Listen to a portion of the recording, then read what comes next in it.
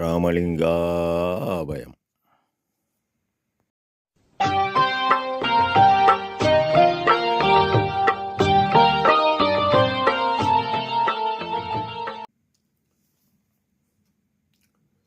அருட்பெரும் ஜோதி அருட்பெரும் ஜோதி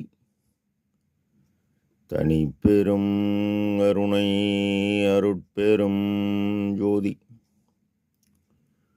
எல்லா உயிர்களும் இன்புற்று வாழ்க,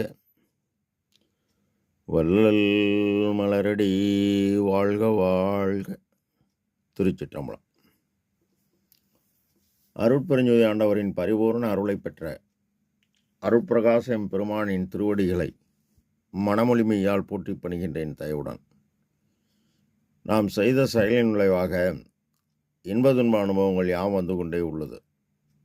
அவ்வாறு வருகின்ற துன்பம் யாவும் பொறுத்து எல்லா உயிரும் இன்பமாக வாழ எண்ணி நாம் செயல்பட்டாலே நமக்கு ஆன்மலாபம் கூடும்.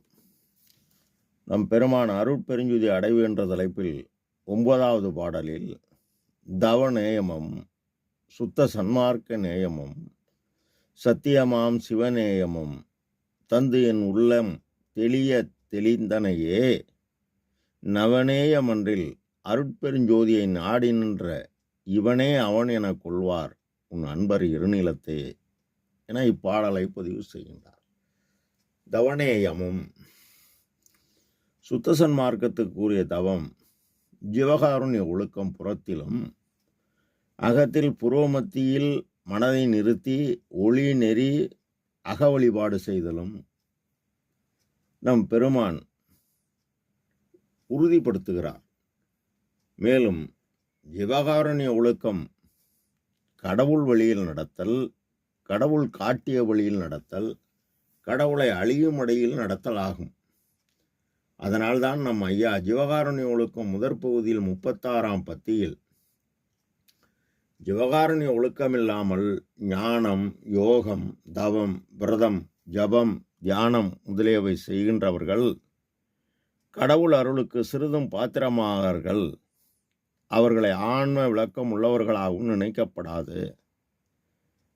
ஜீவகாருண்யம் இல்லாமல் செய்யப்படுகின்ற செய்கைகளெல்லாம் புரோஜனமில்லாத மாயச்சால செய்கைகள் என்று அறிய வேண்டும்.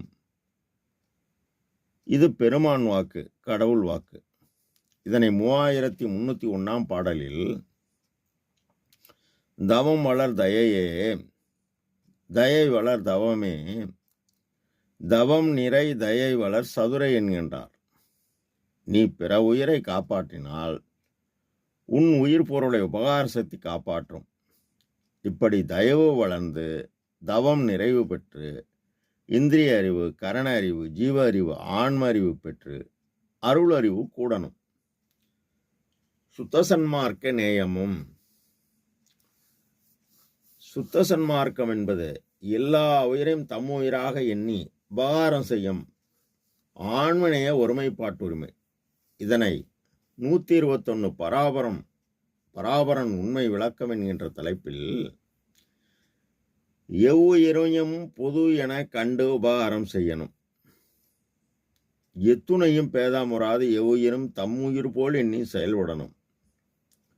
கருணை ஒன்றே வடிவாகி கருணையும் சிவம் பொருள் என காணும் காட்சி பெற வேண்டும் என்பார். மேலும் ஈரமும் அன்பும் கொண்டு இன்னருள் பெற்றேன், என் மார்க்கம் இரவாத சன்மார்க்கம் தோழி என்பார். சத்தியமாம், அவர் இயற்கையே உண்மையாய் இயற்கை இன்பமாக சோர்வு இல்லாது உதவ தயாராக உள்ளார்.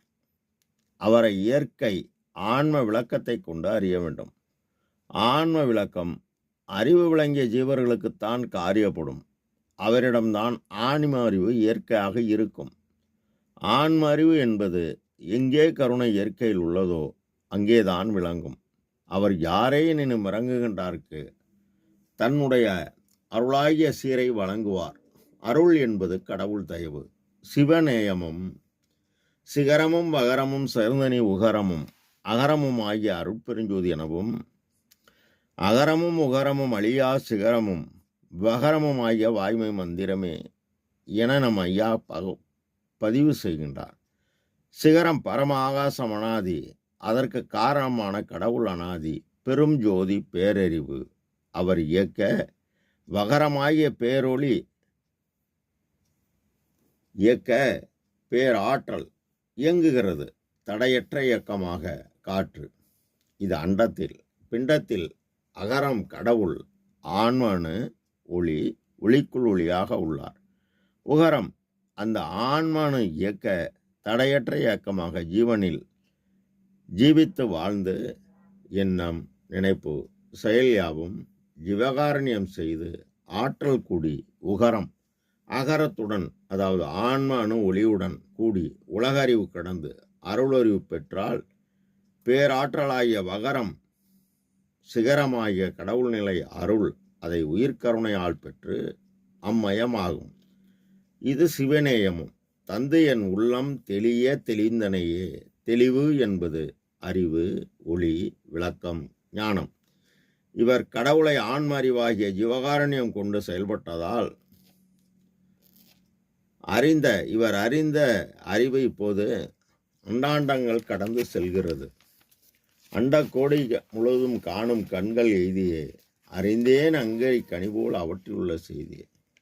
பிண்ட கோடி முழுதும் காணும் கண்கள் பெற்றியே பேசி பேசி வியக்கின்றேன் பெருமை தன்னையே. இப்பொழுது என் அறிவு அண்டாண்டங்கள் கடந்து செல்வது என்கின்றார். நவநேய மன்றில் நவம் என்பது 9 நிலை. நவம் என்பது புதியது. நவம் தவிர நிலைகள் நன்னுமோர் நிலையாய் அவந்தவிர் சிற்றவை அருட்பெருஞ்சோதி. இதுவரை நாம் மேலேற யாரும் வழிகாட்டவில்லை. ஆனால் இப்போது நாம் கடவுள் நிலையறிந்த அம்மயமாக ஒரு புதிய வழி சுத்தசன்மார்க்க பெருநெறி வழங்கி ஆதியும் அந்தமும் இல்லாதோர் அம்பலத்தாடும் ஜோதி தன்னையே நினையுங்கள், சுகம் பெற விளைவீர்கள்.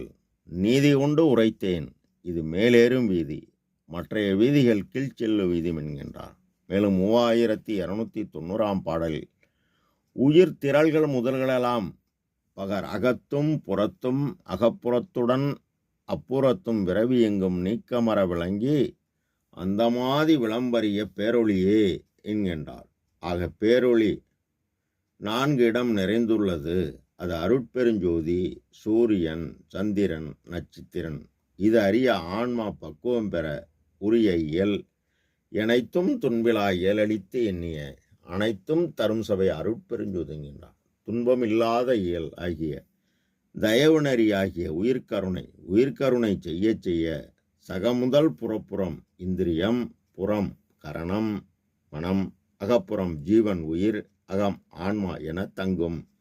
சகமுதல் புறப்புறம் தங்கிய அகப்புறம் முற்றுமாம் அருட்பெருஞ்சோதி என்கின்றார். நட்சத்திரமாகிய கண்ணொளி கூடுதல் வெளிப்பெற்று சந்திர ஒளியாக மன ஒளி பெற்று கூடுதலாக சந்திர ஒளியாக கூடுதலாக சூரிய ஒளி ஜீவ ஒளி பெற்று கூடுதலாக அக்னி ஒளியாகிய ஆன்ம ஒளி பெற்று கூடுதலாக அருள் ஒளி கலக்கும். இது நவநேய மன்றில் புருவமத்தியில் நமது முதற் சாதனம் கருணையானதினாலே, மேலும் நாம் புருவமத்தியில் கவனம் வைத்து பழகியதினாலும் என்னை ஏறா நிலைமிசை ஏற்றியது தயவு என்கின்றார். அருட்பெருஞ்சோதி நாடி நின்ற இவனே அவன். கடவுள் நிலை அருள் அதை உயிர்கருணை செய்தும் அகத்தில் ஒளிம நெறி தியானம் செய்தும் அந்த கடவுள் நிலை அருளை ஈரன் நிலையென எமுமேல் நிலையில் பூரண சுகமாய் பொருந்தி 17 கடவுள் நிலை அருள் 18 அதை அறிந்து உயிர்கருணையால் அம்மயமாகி உள்ளார். இதனை 4456 பாடலில் தானே அருளானான், தானே பொருளானான், தானே எல்லாமல்ல தானானான், தானே தான் நானானான், என்னுடைய நாயகனானான், ஞானவானானான், அம்பலத்து எம்மான் எனக் கொள்வார் உன் அன்பர் இருநிலத்தே.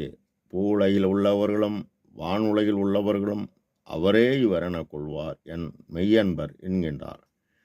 இதனை பெருமான் இகத்தும் பரத்தும் பெரும் பலன்கள் யாவும் பெற்றுவித்து இம்மையிலே முகத்தும் உள்ளத்தும் பேரின்பம் ததும்ப மூவா இன்ப நிலையில் அமர்த்தி சகத்துள்ளவர்கள் யாவும் துதிக்க தக்கோன் என்று என வைத்தோய், என் அகத்தும் புறத்தும் நிறைந்து விளங்குகின்றோய், யான் உந்தன் அடைக்கலமே என பதிவு செய்கின்றார். ராமலிங்காபயம். திருச்சிற்றம்பலம்.